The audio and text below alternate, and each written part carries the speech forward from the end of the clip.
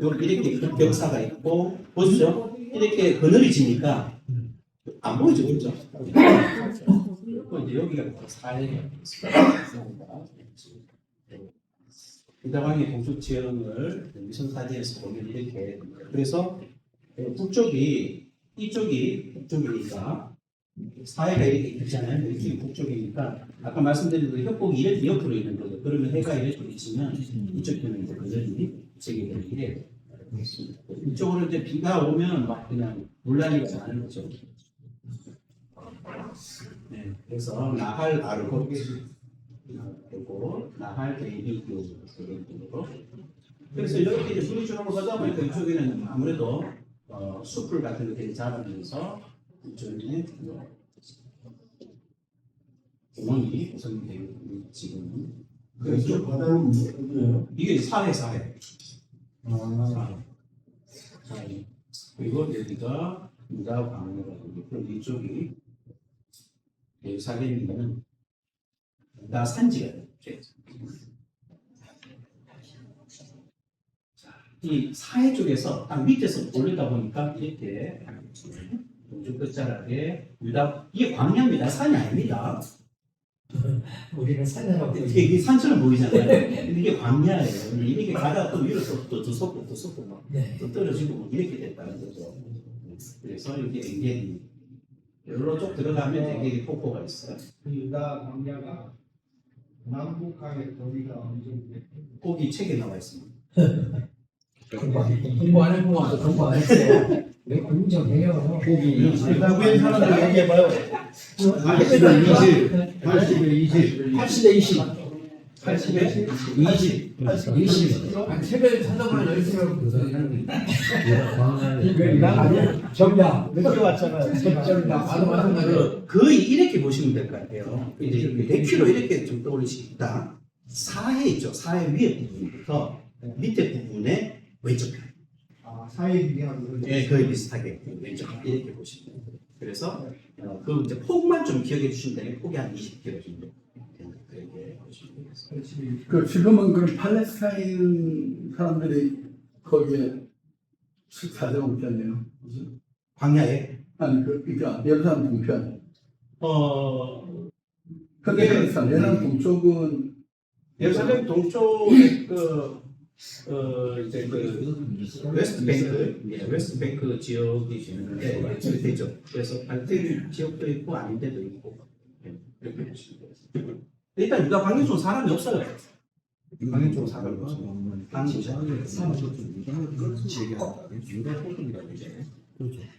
자, 헬기에서 내려다 보니까 위에서 이래 보니까 이렇게 깊은 협곡들이 있더라. 이 사이. 그래서 이제 아까 제가 말씀드렸던 다윗이 사울하고 얘기할 때 이쪽에 서면 이 깊은 길이 있어서 못 건너간다는 거예요. 그래서 성경에 보면은 왜 이제 그 아브라함이 죽어가지고 이제 너와 내 사이는 깊은 보리가 되는데 그 얘기가 뭐와 관련이 있냐면 이런 유다 광야의 협곡과 같은 이미지를 갖고 있어요. 그래서 너와 내 사이가 가깝지 그 같지만은 실제는 갈 수가 없는 것이다라고 하는 그런 개념이 이런 데서 이미지화 된 거다 이렇게 보시면 됩니다. 바디킬피 유다 광야에 이렇게 길들이 이런 이제 협곡들이 있고 그 협곡 사이에 이렇게 보면 이제 길들이 있죠. 사람이 다니는 길들 이쪽이 좀 깊죠. 이 수도원입니다. 이 수도원 어두운 산이죠. 낮은데도 이렇게 푹푹 들어가야 수도 머리만 툭 튀나오고 이런데 이제 등성에 올라가면은 이제 이렇게 보이죠. 이렇게 협곡 사이에 보면 이제 보통 선유술에 가면 여기 올라가서 이제 보면요. 광야가 어딥니까? 이렇게 물어요. 당신이 지금 광야에 서 있고 이 협곡이 광야다. 이게 꼴짝이 지금 무슨 광야입니까? 협곡이지 광야 아니다. 막 그렇게 에이 가이드 잘 모르네.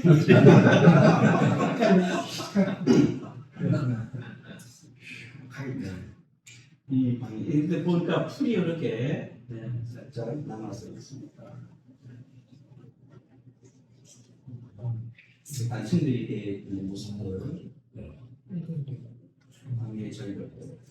근데 이제 가다 떨어지는 거죠. 혼자 요소 같은 것들 혼자 가다가 떨어집니다. 광야에 우기가 되면 이렇게 물이 차기도 하고. 그래서 생긴 물길. 물길인데 여기 보면 작아 보이지만 차가 막 다니는 길입니다. 예. 여기 차 그림 있네요. 이 광야에 푸르름이 찾아오는 이때 드문드문하게 이렇게. 근데 광야 같지 않죠? 네. 정말 광야 같지 않은데 이게 광야를 숨을 타내는. 네, 산이 사막이 되면 이렇게 이제 풀이 문다광의 토양, 문다광의 기들이 이렇게 그래서 아까 말씀드린 것처럼 여기 서 있고 여기 서 있으면 말 소리가 전해져도 이 밑으로 내려가서 올라가기 때문에 결코 가까운 거리가 아니다. 마지막 길 수림으로 보니까 이해가 되네. 사망의 임신한 골짜기. 그 목사님, 네. 그 시편 23편 보게 되면 네. 다윗이 이제 내가 사막의 음침한 골짜기로 다닐지라도 네. 할 때 어떤 분이 네. 거기를 기드론 골짜기라고 얘기하는 분이 있었거든요. 네. 맞습니까?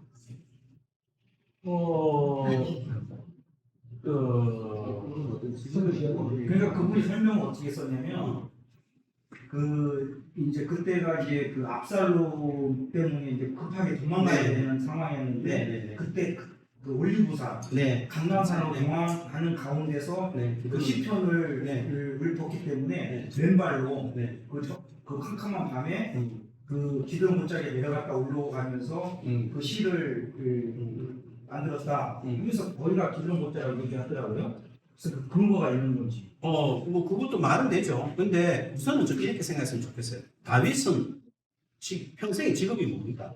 목동이었죠. 네. 그러면 자기가 그 목동의 경험에서 나오는 표현이 10편, 23편이라는 게 그 사건만 놓고 봤을 때는 말이 되지만 그가 평생의 목자였다라는 사실을 생각해 본다면은 10편, 23편은 목자의 경험을 가지고 말한 게 훨씬 더 가깝다고 보는 게 좀 더 설득력이 있다고 생각합니다. 특정 장소 역시나 네. 그리고 만약에 그게 사망이 음침한 골짜기 같은 그런 개념이라면 기드론 골짜기보다는 차라리 흰놈의 아들의 골짜기 낫겠죠. 왜냐면 그건 시신을 버리는 것이니까.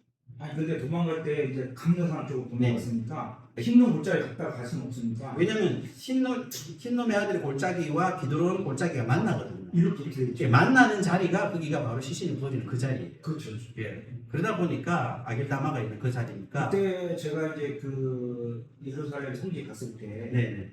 그 기드론 골짜기를 통해가지고 강명산 올라가 봤거든요. 네네. 거기를 가보니까 기드론 골짜기 거의 정 가운데 정도 되더라고요. 네네. 그러니까 신명의 골짜기 이쪽에 있으니까 그쪽으로 돌아갔다가 갈 수는 없고 네. 가려면 직진을 해야겠더라고요. 네. 그래서 그 얘기 듣고 나니까 좀 그런 그러니까 그 기드론 골짜기를 보는 거는 이제 다윗의 그 위기적 그렇죠. 상황만 가지고 판단하면 그게 가능하죠. 왜냐면 이제 자기가 그걸로 도망갔었으니까. 그렇죠. 그런데 기드론 골짜기는 낮에 해가 들어오거든요. 그런 반면에 여기 광야의 골짜기는 해가 안 들어온단 말이에요. 그러면 목자의 경험이 훨씬 더 많고 그 삶이 거기서 대부분 보냈던 그 다윗의 입장에서는 10편, 23편은 광야의 체험을 가지고 노래하는 것이 훨씬 맞다. 물론 정황상 그 표현 자체가 뭐 도와주시는 하나님을 얘기하기 때문에 목자 되신 하나님을 얘기하기 때문에 그 이제 압살롬에서 도망가던 그 상황에 빗대어도 전혀 틀리지는 않았지만 보다 설득력 있는 거는 이쪽이 더 있다고 저는 그렇게 봅니다. 그럼 다윗이 그때 압살롬을 피해서 도망갈 때 네. 그때가 밤이었나 아니면 낮이었나요? 낮이었죠. 낮이었죠. 밤에는 잘 안 움직입니다. 네. 제가 그 기본적인 개념 말씀드릴 때 밤에는 안 움직여요. 불이 없어요. 그리고 우리가 다윗이 왕이 되어 있으니까 절대 왕정의 왕이라고 생각하시면 안 됩니다. 크게 달라진 게 없어요. 이전 상과. 크게 달라진 게 없어요. 그러니까 뭐 우리가 뭐 왕관 쓰고 뭐 왕궁에 거하면서 막 이럴 것 같지만 사실 크게 달라진 게 없어요. 무작한 게뭐 다윗은 지은 것 그 정도입니다. 그리고 뭐 살았던 삶도 라이프 패턴도 뭐 크게 달라진 게 없어요. 그러니까 절대 왕정이 들어오던 17세기가 되기 전에도 왕들은요 다 그냥 뭐 농사도 짓고 막 그랬었어요. 나봇의 포도원을 왜 아합이 그렇게 가지고 싶어 했을까요? 그게 이렇게도 해석해 보셔야 돼요. 왜냐하면 그게 왕인데 그러니까 그거 나봇 포도원 가지고 싶어가지고 굳이 그랬을까 싶을 수 있잖아요. 우리가 살 때. 그 개념은 뭐냐면 절대 왕정의 개념인 거예요. 그러면 나봇의 포도원 그거까지 그거 뭐 대단하다고 왕이 또 그리고 왕 돼가지고 나봇의 포도원 그거 가지고 그거 뭐 별거야 그냥 군사 보내가지고 다 내놔 뺏기면 그만이지 쉽잖아요. 그 개념이 뭐냐면 우리가 갖고 있는 기본적인 절대 왕정의 왕 개념이죠. 그런데 고대 시대의 왕 개념은 그 개념이 아닙니다. 절대 왕정이 들어선 17세기 전의 왕들은요, 우리가 생각하는 왕들이 아니에요. 그래서 이런 것도 아셔야 돼요. 아시리아 제국의 광활한 영토를 어디까지 점령해가지고 지도에 선 딱 나오죠. 그림 그려져 있죠. 거기에 아시리아 왕이 권력이 미쳤을까요? 안 미쳤어요. 그 외곽 지역에 살던 사람들은요, 왕이 정복하러 왔을 때 대도시 점령합니다. 그럼 대도시를 바라보고 흠모하는 주변의 위성도시들 다 그냥 그쪽으로 복속되는 거예요. 위성도시에 사는 사람들은 대도시에 누가 왕이 와가지고 이제 정권이 바뀌었어요? 바뀐 줄 몰라요. 사람들이 야 우리 왕 누구라 그러더래. 그래? 그런가 보다 이래. 그리고 또 바뀌잖아요. 야 우리 왕이 누가 와가지고 저기 뭐 예루살렘을 차지했다 그래. 그래 누군데? 그러니까 뭐 김한옥이래. 그래 우리 왕인가 보다. 이런 거예요. 지금처럼 행정력 없습니다. 행정이. 그래서 성경에 나오는 제가 말씀드릴 때 그 통치력 하는 거 있잖아요. 이게 굉장히 중요한 포인트. 통치에 힘이 미치느냐 안 미치느냐 이런 거. 백성도요. 같은 백성이도 백성이 달라요. 어떤 데는 통치에 힘이 미치면 내 백성이고 아니면 버려진 백성이에요. 근데 어느 나라에 속했냐 물으면 내 나라에 속했대. 그래도 중요한 건 뭐냐면 난 니 잘 모르겠는데 이러면요. 내 백성 아닌 거야. 이런 개념을 이해를 하셔야 됩니다. 그래서 고대로 갈수록 우리가 지금 현대에서 사고 있던 생각과 개념이 다릅니다. 그래서 성경에도 보면 뭐 주님이 우리 이름을 아신다 하는 그런 표현이 굉장히 의미 있는 거거든요. 주님 우리 이름 안 아시면요. 내가 그의 백성이 아니라는 뜻입니다. 그래서 그 고대에 뭐 이렇게 영토 개념이 이랬는데 영토라는 게 왕이 가가지고 다 차지한 게 아닙니다. 로마 영토 이만하다 그래요. 거기 가보면 네 나라 왕 누구 하면 딴 나라 왕 이름을 얘기해요. 번역은 로마 안에 들어와 있는데 딴 나라. 왜 로마 황제 누군지 몰라고 하면 누군데 이래요. 평생 자기가 황제가 누군지 모르고 살다 죽는 사람도 대다수입니다. 자기가 로마에 있다는 사실도 모르고 죽는 사람도 대다수였어요. 그만큼 정보가 없던 시절입니다. 그러니 지나가는 대상들이 가져다 주는 정보에 의존할 수밖에 없는 거죠. 그러니 그 대상들이라든가 그 객들이 이렇게 손님들이 올 때 죽는 편인데 그렇게 환대하는 이유가 바로 그게 있는 거예요. 그 사람들이 와야 자기 정체성이 확인돼요. 그리고 그 사람들 때문에 내가 이거 살았다는 게 존재가 확인돼요. 나 누군데 대상한테 알려주면. 그럼 그 대상이 지나가다가 내가 오다가 누구네 김씨네 누구 집에 들렀다가 쉬었다가 왔다 이러면 그 존재가 그 사람들에 의해서 확인이 한번 되어지는 거예요. 그래서 성경의 이름이 그렇게 중요한 거예요. 제가 우리 아버지 돌아가셨을 때 우리 아버지를 기억해 줄 수 있는 사람은 나밖에 없더라고요. 그리고 우리 아버지를 제가 죽는 순간 모든 사람이 기억해서 살아있어요. 그 묵상하고 난 뒤에 우리 주님이 우리 아신다 그러니까 누구냐? 내 이름 아시죠? 그 찬양 있잖아요. 내 이름 아시죠? 이스라엘 백성들도 마찬가지로 중도 고대 사람들은 누군가 와서 자기의 이름을 불러주고 심지어 그 이름을 하나님이 바꿔주셨다? 이 대박인 거죠. 완전 존재가 바뀌는 거예요. 인생이 바뀌는 거예요. 그런 점에서 통치의 개념이라고 하는 게 굉장히 중요하다라고 하는 거고 그래서 땅을 얼마나 차지하느냐는 별로 중요하지 않다라고 하는 겁니다. 그래서 이 가나안 땅 이게 이제 이런 거죠. 우리가 이스라엘 백성이 하나님의 말씀을 받은 자들이 결국 그 말씀이 뭐가 돼버렸냐면 율법이 돼버리고 인간이 어떤 공로가 돼버렸잖아요. 마찬가지예요. 하나님께서 내가 너희를 다스린다라고 하는 그 다스림이 결국은 자기들이 뭐가 됐냐면 어떤 자기들의 어떤 그 선민의식에 매직이 돼가 변주돼 버렸잖아요. 그렇지 않습니까? 그런 거죠. 그런 것들을 생각을 해봐야 됩니다. 변절된 부분들이 있습니다. 통치는 하나님이 땅을 얼마나 차지하느냐 이런 부분이 아니라 하나님께 주신 지시한 땅에 가는 게 중요한 게 아니라 가서 하나님의 뜻을 따라서 사는 게 더 중요하죠. 그게 이제 계속 성경에서 얘기하는 그런 개념입니다. 자, 또 계속 가겠습니다. 네, 한번 바로 해서. 네, 자, 블레셋 병야, 샤론 병야, 갈멜유다, 악고 병야, 악고 병야, 남방 네게로 셋라, 유다 산지, 유다 병야, 베냐민 산지, 에브라임 산지, 이스라엘 골짜기, 사로 갈릴리, 산무 갈릴리, 아라바 골짜기, 사해, 요단 골짜기, 갈릴리, 호수, 홀라 골짜기. 광야가 골짜기 같아요. 이게 쭉다 골짜기입니다. 이렇게 배우겠습니다. 에돔, 모압, 암몬, 길라, 바산, 네. 자, 유다 산지. 유다 산지 좀 아무래도 산지니까 푸르죠, 그죠? 네, 푸르다가 이렇게 나가면서 이제 이렇게 광야색으로 바뀌는 걸 볼 수가 있습니다.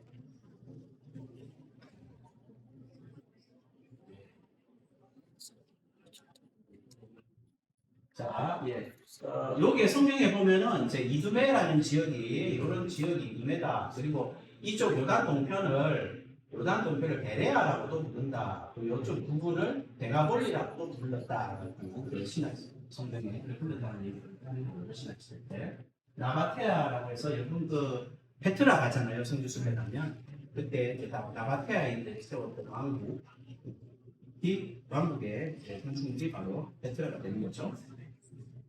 사실은 이제 그 사도 바울이 그 길을 지나갔다라는 거, 그 얘기 빼고는 그냥 건축물을 보러 가는 거죠. 그래 가는 게 사실은 좀 시간은 아까워. 왜냐면 그게 3시간 암만에서부터 차 타고 가가지고 보고 점심 먹고 그리고 또 다시 또 3시간 타고 올라와야 되거든요. 그래서 그 요르단에서 페트라를 가는 그 여정 중에 여러분 꼭 성주수를 가시면 기억해야 될 게 뭐냐면 차 타고 주무시면 안 돼요. 근데 3시간이니까 안 잘 수가 없죠. 그죠? 근데 주무시면 안 되고, 물론 이제 가다가 이제 저기 뭡니까, 아르논강, 꼭 이런 것들을 내려서 이제 보시게 되면 쉬기 때문에 보는데, 가시면서 큰 높은 고원을 보셔야 되고, 우측편으로 저 중앙산지, 예루살렘에 있는 저 중앙산지도 이렇게 보시면서, 그러면서 가보셔야 이 느낌이 와요. 요단의 산지들, 요단 쪽에 산지들이 얼마나 높으며, 또 이쪽 분위기, 저쪽의 분위기가 어떤지 이런 걸 보시고, 또 아라비아 쪽으로, 아라비아 상업 쪽으로 또 한번 이렇게 좌우 보시면서 버스 타고 가시면서 보셔야 된다. 하는 겁니다. 그렇게 얘기해도 또 가시면 주무세요. 노인보다는 성교수는 되게 피곤합니다. 아침 8시부터 나가서 저녁 밥 먹을 때까지 계속 그냥 차에서 내렸다 탔다 하면서 많이 보는데 힘들어도 이제 그렇게 해놓으시면 공부 많이 되는데 문제는 뭐냐면 안 하고 가시면요. 막 좋긴 해요. 이게 뭐예요? 설명 듣고 다 이해되어지고 막 신납니다. 돌아오면 다 까먹고 사진 찍었는데 어디 찍었는지 모릅니다. 근데 공부하고 가시면은 가서 확인이 되시기 때문에 굉장히 좋아요. 그래서 그런 얘기. 그런 말. 제가 자주 듣는 얘기였어요. 공부하고 가신 분들이 하는 말 자주 와서 하는 거예요. 목사님 얘기가 그 얘기였군요. 이렇게 얘기해요. 아니. 사라지. 네. 그러니까 확인이 되니까.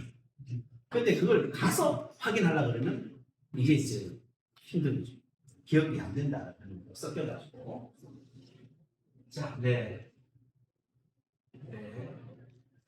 유다산지. 요 북동쪽에서 바라본 유다산지가 되겠습니다. 그러니까 이게 이제 지중해가 되고요. 이 지중해가 되고 북동쪽 여기서 사해입니다. 사해 북동쪽에서 보니까 이렇게. 그래서 제가 말씀드렸던 것처럼 유다 산지는 이렇게 이제 우리가 베냐민 산지와 연결되면서 짙은 색깔로 되어 있는데 유다 광야는 거의 이렇게 끝나죠, 그죠? 유다 광야 사해를 끼고 그죠? 이렇게 끝나고 있다. 이렇게 보시면 됩니다.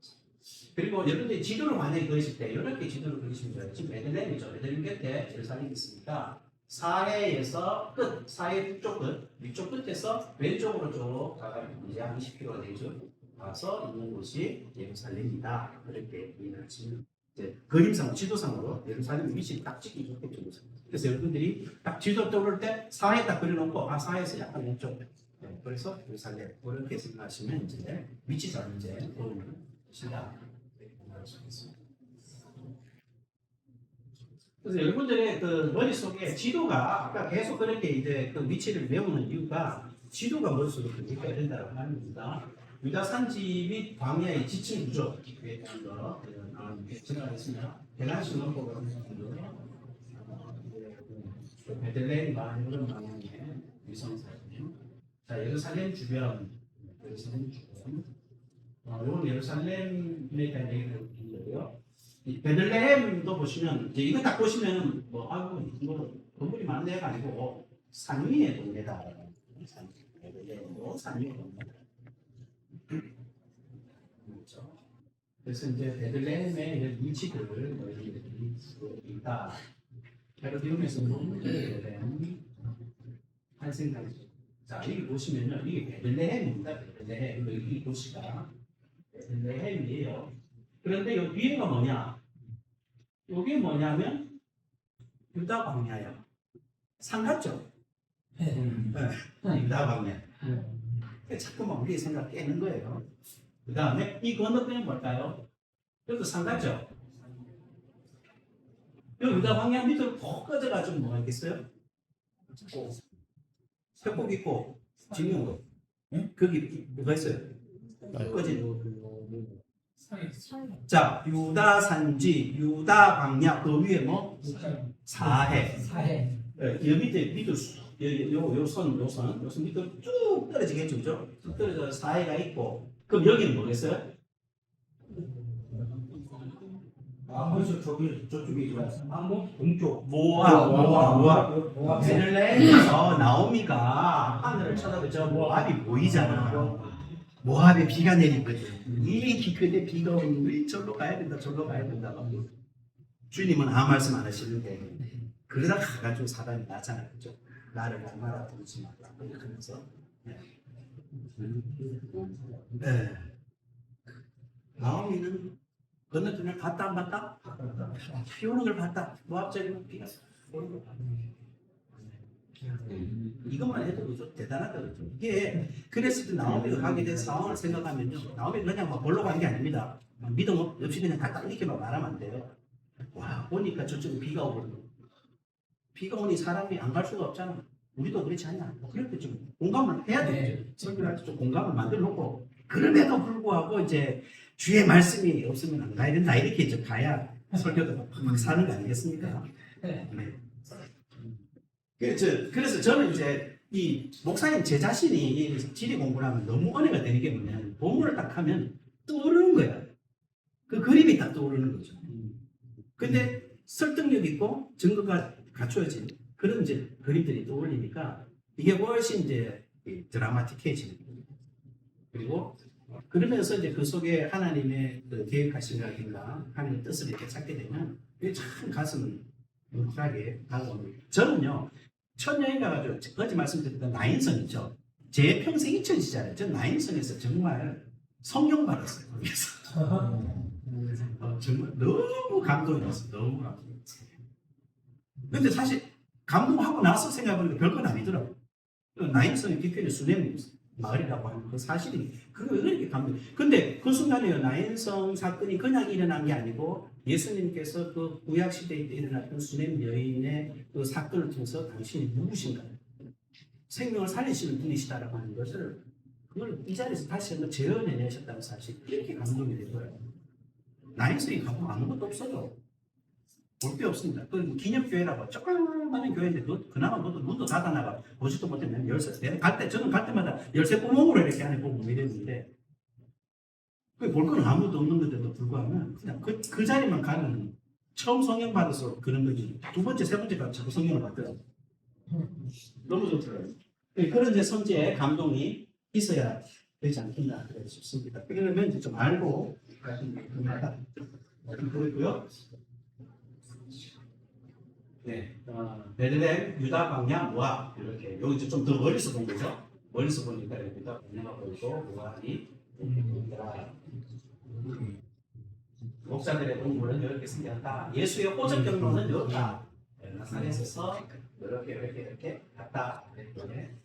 그래서 사람들이 요 호적 경로로 갔기 때문에 사람들이 사마리아를 통로 안 하면서 이 길로 사람들도 다녔을 거다. 그렇죠? 베레아 지방을 통해 가지고 이렇게 그러면 여리고를 지나서 이렇게 예루살렘으로 올라왔다라고 보시는 겁니다. 그리고 예루살렘의 위성 도시가 베다니와 벳바게입니다. 그래서 예수님이 베다니와 벳바게에 가셔가지고 나사렛 집에 머무르시면서 그 동네에 오래오래 많이 머무르셔 3년 동안 내내 거기에 정말 갈 때마다 거기서 생활하시고 하셨기 때문에 어제 이제 목사님께서 그런 말씀을 해주셨는데 그 나귀를 예수님께서 이제 그 예루살렘 입성하기 위해서 나귀를 가져다 달라라고 할 때에 베다니에 나귀를 얘기하셨을 때에 나귀를 왜 쉽게 내어줬는가?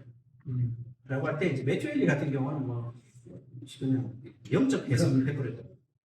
아주 나도 그런 말을 알겠어요. 그렇게 주소가 같은 나도 알겠다. 하나님은 못하실 게 없다 이렇게 끝나지. 그죠? 하나님 하시. 하나님 하시다. 예수님은 어떻게 해서 물을 그러시는가?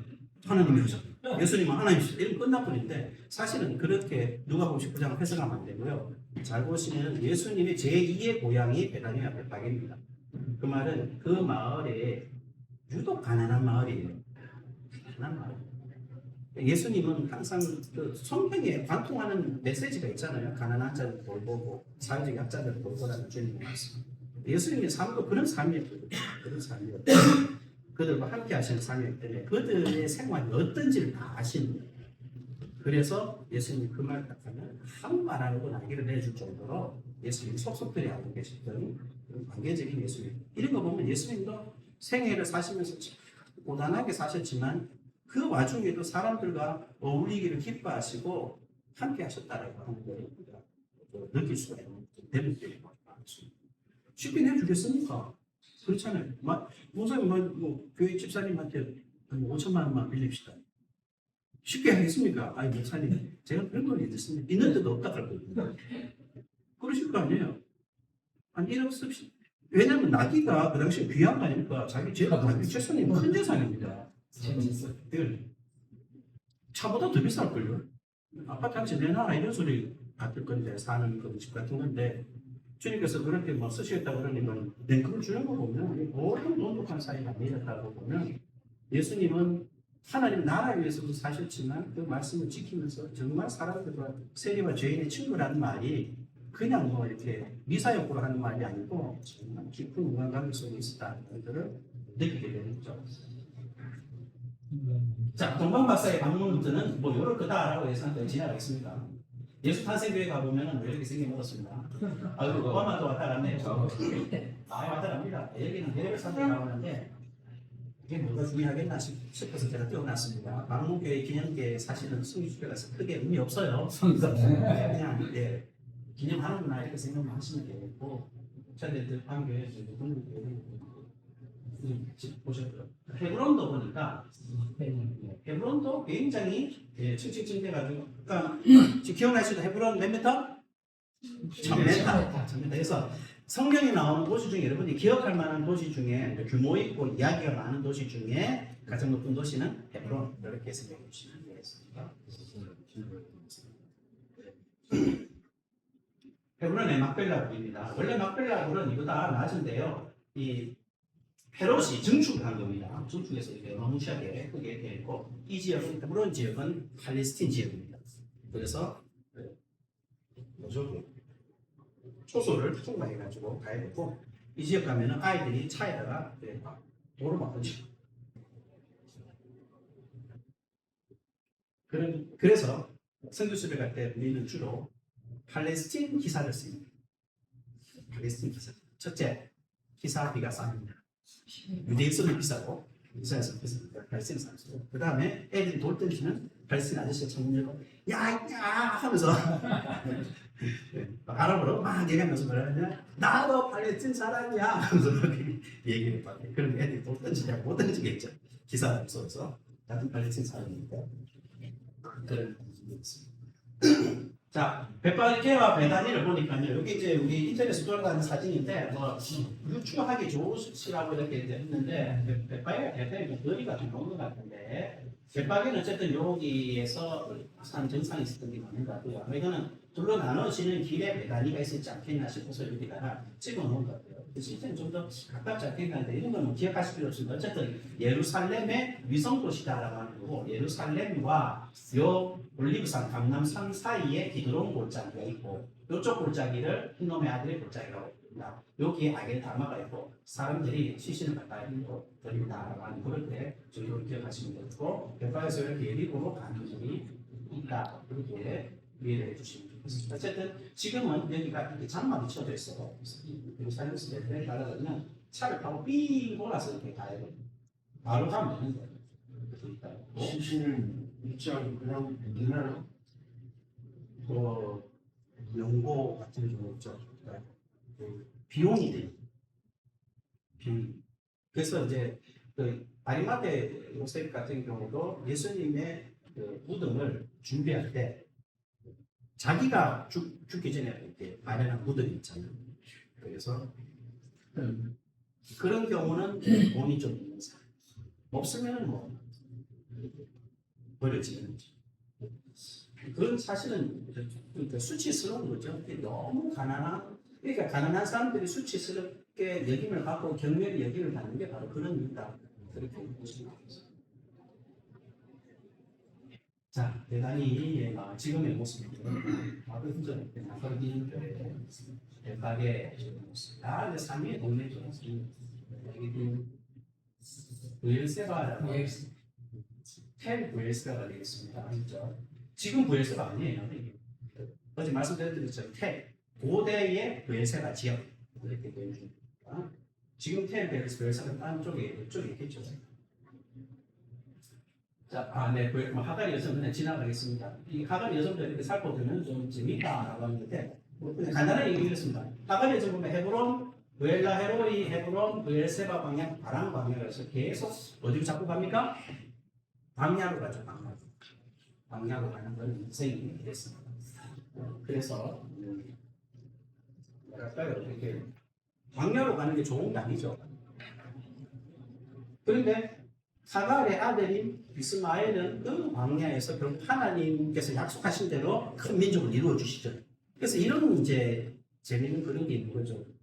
그러니까 이게 약속의 백성이 아니면 광야로 우리가 목사님 그런 얘기하죠. 예수 믿는 사람 끝이 좋다. 그렇게 믿으시죠? 네. 그렇게 가르쳐요. 저도 그렇게 가르쳐요. 예수 믿는 사람 좀 끝이 좋다. 왜냐하면 약속의 백성이 되는. 근데 약속의 백성이 아닌 사람은 끝이 안 좋다. 그렇게. 그런 것들을 보면 하갈 여성도 사실은 지역만 놓고 본다면 결국 가서 어디 가서 살냐면 광야에서 이제 인생을 끝내는데 다만 여기서 이제 또 하나의 포인트가 있는 게 뭐냐면 그럼에도 불구하고 하나님이 말씀하신 게 있죠. 큰 민족을 이루어주겠다라고 하는 그건 또 이루어지는 거예요. 이스마엘에게서. 그래서 어디냐가 중요한 게 아니라 하나님의 말씀이 있느냐가 중요합니다. 이런 것들을 살펴볼 수 있습니다. 네. 읽어보겠습니다. 유다 산지, 유다 광야, 베냐민 산지, 에브라임 산지, 이스라엘 골짜기, 하부 갈릴리, 상부 갈릴리. 자, 상부하고 나눈 건요. 상부는 조금 지금은 기억 안 하셔도 되는데 하부 쪽에 우리가 알고 있는 갈릴리 주변 지역에 대한 도시들이 있었어요. 거기 중요한 도시는 뭡니까? 여기 가장 많이 하시는 나사렛, 가나 이런 지역들이 있고, 근데 하나 좀 더 세포리스라고 하는 지역. 요거는 성경에는 안 나오는데 굉장히 중요한 지역. 왜냐하면 갈릴리의 당시에 분봉왕에서 나눠져 있었잖아요. 그럼 나눠진 그 구역 안에 수도가 있을 거 아닙니까? 갈릴리를 다스렸던 그 지역의 수도가 있는 세포리스가 있는 곳이에요. 그래서 요 도시가 그 세포리스의 위성 도시가 뭐냐면 나사렛입니다.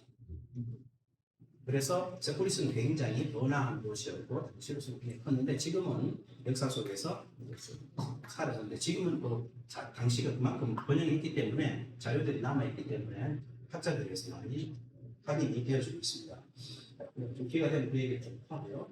요단골짜기, 갈기호수, 배동, 모압, 암몬, 이글라, 나상골라. 자 이렇게 보니까요. 암몬과 모압의 경계인 아르논강이 산의 중간쯤에서 나간다 그랬죠, 그죠? 그러면서 모압과 암몬이 나눠지고 암몬은 요단 골짜기에 우리가 요단 골짜기에서 조금 위로 올라가서 암몬과 길앗이 되고 갈릴리 호수 쪽에서 길앗이 바산골반과 경계를 지고 있더라 이렇게 이해하시면 되겠습니다. 자, 네, 네. 자, 10분까지 할까요? 아니면 예. 네, 10분까지. 그럼 4개로 좀 들어가도록 하겠습니다. 이 시간이 조금 되면 그리고 여기 보면 성경에 광야들이 나오는데 성경의 광야 중에 헷갈리는 광야가 있습니다. 신광야예요. 신광야가 2개의 신광야가 있습니다. 그 중에 하나가 뭐냐면 지금 책에 나오는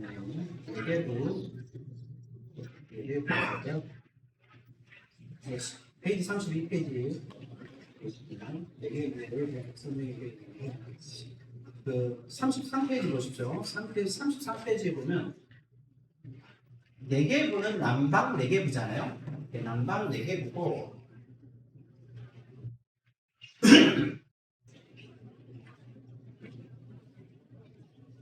그 남방 네게부의 신광야는 요 광야입니다. 요 광야. 그래서 표현이 어떻게 됐냐면 에돔 곁이라고 되어 있나요? 에돔 곁이라. 에돔 곁에 접근한 신광야니. 그래서 영어로는 ZIN을 씁니다. Z를 써요. Z.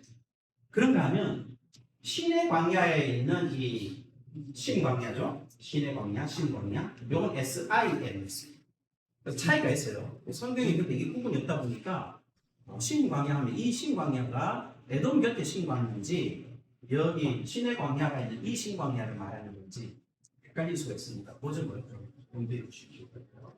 그래서 여기는 우리가 이제 영어식 발음하면 찐광야, 여기는 신광야 이렇게 차이가 요 사이에 뭐가 있다? 아란 광야가 있다. 그렇게 보시면 되겠습니다.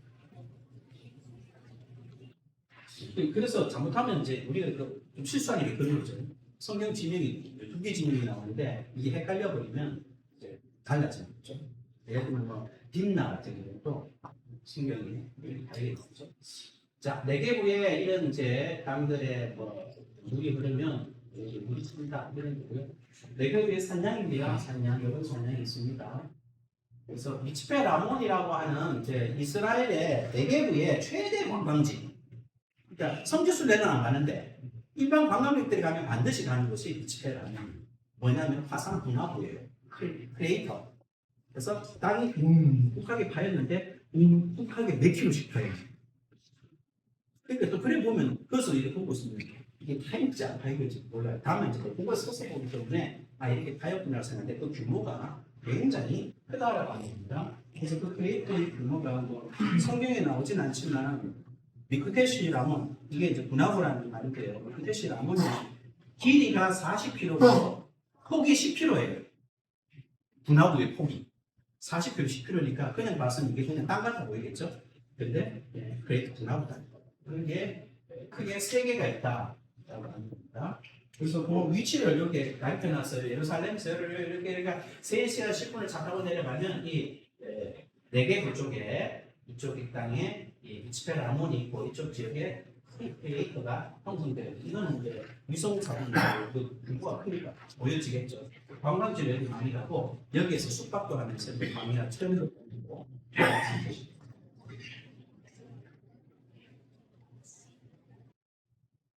그래서 남부 네게부가 되겠습니다. 위치를 보면 그리고 여기에 남부 네게부의 내동곁에 신광야가 있고 그리고 밑에 SIN 신광야는 엘림과 시내산 사이에 있다. 즉 시내산이 있는 곳에 있다. 이렇게 보시면 되겠습니다.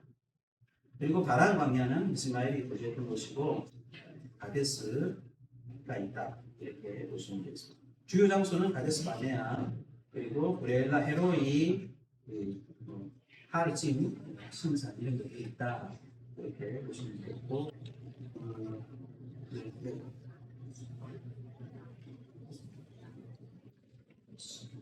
시간이 별로 없어서 이렇게 길, 광야에도 길이 있다라고 하는데요. 가데스 바네아에서 이렇게 해서 이렇게 에돔으로 넘어가는 이런 길이 있다. 근데 여기 그림 잘 보시죠. 보시면 위성으로 이제 찍은 거죠. 그러니까 굉장히 깎여 있는 그런 것들을 볼 수 있죠. 이런 지역이 바로 위치페라고 큰 크리에이터가 이렇게 형성이 됩니다. 위성에서 볼 때 이 정도니까 규모가 굉장히 크다라고 할 수 있습니다. 이렇게 세계 그래서 이쪽 지역은 뭐 관광지로서는 각광을 받을지 모르겠지만 사람이 살기에는 아닌 지역이다 이렇게 보시면 되겠습니다. 그리고 이제 요 바람 광야와 함께 위치적으로 이 신이라고 되어 있지만 제가 말씀드린 제트입니다. 신광야, 찐광야, 에돔 옆에 있습니다. 에돔 옆에 있습니다. 신광야가 이렇게 보시면 있고 이렇게 길이 이어져 있고. 이렇게 가사에서 이렇게 부엘세바라에서 아라드를 거쳐서 이렇게 케락성이라고 하는 모압 지역으로 건너가는 이런 또 길이 있다. 그래서 사람들이 보내는 이런 길들을 이용해서 달리다 보시면 되겠습니다. 출연길이 지나가고요. 그래서 여기 요 사진에 이제 여기 제다인데 있죠. 찐광야, 신광야 또 여기가 바람이라는 그래서 뭐 기억하기 쉽게 위에 바람이 바람, 바람이 신 이런 식입니다. 이해하시면 그런 그릇이 혹시 나셔 테이블에서 바람 방향 바람이 아무것도 없죠. 그냥 그래서 여기 보니까 까만 놈은 염소, 하얀 놈은 양, 그리고 말씀드렸던 것처럼 양은 이쪽에 있는 양들의 품종 자체가 털이 많고 빽빽한 털을 가지고 있는 흰 양들이다 보니까 더워서 더위에 약한 양들이고 그러다 보니 어제 말씀드렸던 것처럼 서로 대가리를 밀어가지고 그늘을 확보하려고 그렇게 하다 보니까 이제 양들끼리 사단이 많이 벌어진다. 갈기기가 밝히기가 그런 그 벌어지는 거기에 이제 염소 한 마리 넣어가지고 흩어 부는 거죠. 그렇게 신광야에 찐광야에 이렇게 스페라몬입니다. 이렇게 전망대에 이렇게 올라가서 내려다보면 강하잖아. 그 영화 장면 보면 인디안 불 펴놓고 막 돌면서 막 그냥 저런 방에서 막 쉽게 비는 뭐 그런 장면 만들 수 있는 그런 장면. 서쪽에서 보면 이게 이제 크리에이터입니다. 이게 이렇게 가인 게 이게 제가 크리에이터가 되는 거죠. 이것도 한번 가셔서 성교수 때 볼 수 있으면은 이건 주어블라고 마크 테시가 나오네 비즈 이런 거 이제 뭐 영국이나 이런 유럽에 보면 이렇게 그죠 흑석 같은 거 이렇게 쓰는 거죠. 이런 이거 인사라고 보면 이제 돌들 자연스럽습니다. 아모나이트 월 하나를 보시면 잘 보시면 거기에 이렇게 오버라지 뭐라 그러죠 그거.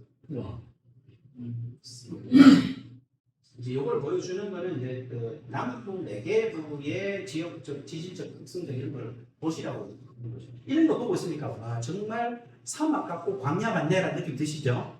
네, 이 그림하고 유다 광야는 다르다. 네, 같은 땅인데 너무 달라도 다르다는 거죠. 그래서 우리 성도님들도 헷갈리는 거예요. 성지순례 갔다 왔거든요. 그러면 이제 본게 이런 것들 보니까 이 광야는 좀 광야 같거든. 그런데 유다 광야는 아닌데 내가 봤을 때 그 본 게 뭐냐면 이 남부 내계부를 나눠보면 자꾸 유다 광야가 전부 된다 하는 거죠.